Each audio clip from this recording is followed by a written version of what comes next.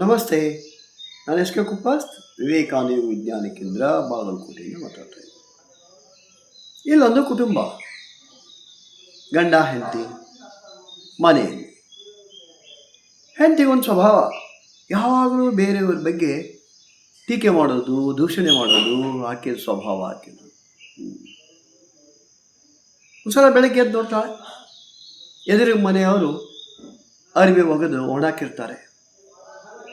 ಗಂಡನಿಗೆ ಹೇಳ್ತಾಳೆ, ಇಲ್ಲಿ ನೋಡ್ರಿ, ಬರ್ರಿ ಇಲ್ಲಿ ಇಷ್ಟು ಒಗೆದು ಅಡವಿ ಒಗೆದು ಹಾಕಿದ್ದಾರೆ, ಇನ್ನೂ ಹೊಲಸಿದ್ದಾವೆಲ್ಲ ಅಂತ.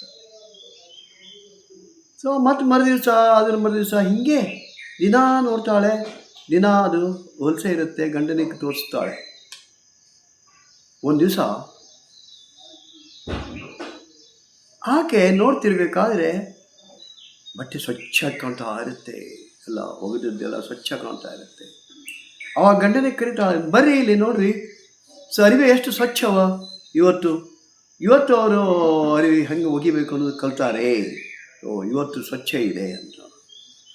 ಅದಕ್ಕೆ ಗಂಡ ಹೇಳ್ತಾನೆ, ಅವರು ದಿವಸ ಸ್ವಚ್ಛನೇ ಒಗಿತಿದ್ರು, ಹೊಲಿಸಿದ್ದದ್ದು ಅವ್ರ ಬಟ್ಟೆ ಅಲ್ಲ, ನಮ್ಮ ಮನೆ ಕಿಟಕಿಯೊಳಗೆ ಸಿಕ್ಕಾಬಡೆ ಧೂಳು ತುಂಬಿತ್ತು, ಹೊಲಸಾಗಿತ್ತು, ಅದಕ್ಕೆ ಅವ್ರದ್ದು ಮನೆ ಬಟ್ಟೆ ಹೊಲಸಂತ ನಿನಗೆ ಕಾಣ್ತಿತ್ತು.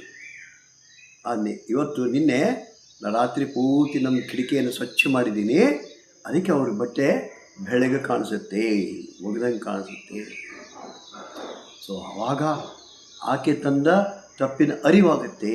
ಅಂದರೆ ಬೇರೆಯವರಲ್ಲಿ ದೋಷ ಕಾಣೋದೇ ಕೆಲವು ಜನರ ಒಂದು ಸ್ವಭಾವ. ಸೊ ನಮ್ಮ ದೃಷ್ಟಿಕೋನ, ಸೊ ಅವರ್ ಪರ್ಸೆಪ್ಷನ್, ಸೊ ನಮ್ಮ ದೃಷ್ಟಿಯಲ್ಲಿ ಏನೋ ಒಂದು ಹೊಲಸು ತುಂಬಿದೆ, ಏನೋ ಒಂದು ಮೋಡ ಇದೆ, ಅದನ್ನು ನಾವು ತಿದ್ಕೊಳ್ಳಿಕ್ಕೆ ತಯಾರಿಲ್ಲ, ಒಂದು ಮರೆ ಆಗಿದೆ. ಅದಕ್ಕೆ ಅದು ಅಹಂಕಾರ, ನಾನು ಮಾತ್ರ ಸರಿ ಇದ್ದೀನಿ, ಬೇರೆಯವರು ಸರಿ ಇಲ್ಲ ಅಂತಕ್ಕಂಥ ಅಹಂಕಾರ ಈ ರೀತಿ ಮಾಡಲಿಕ್ಕೆ ಹಚ್ಚುತ್ತೆ.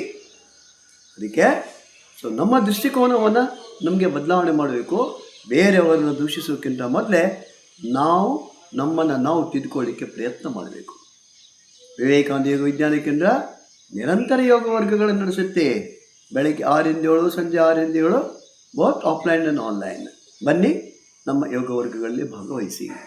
ಜೊತೆಗೆ ನಮ್ಮದೇ ಯೂಟ್ಯೂಬ್ ಇದೆ, ವಿವೇಕಾನಂದ ಯೋಗ ವಿಜ್ಞಾನ ಕೇಂದ್ರ ಬಾಗಲಕೋಟೆ. ಅದಕ್ಕೆ ಸಬ್ಸ್ಕ್ರೈಬ್ ಆಗಿರಿ ಮತ್ತು ಬೇರೆಯವರಿಗೆ ಇವುಗಳನ್ನು ಶೇರ್ ಮಾಡಿರಿ. ಧನ್ಯವಾದಗಳು.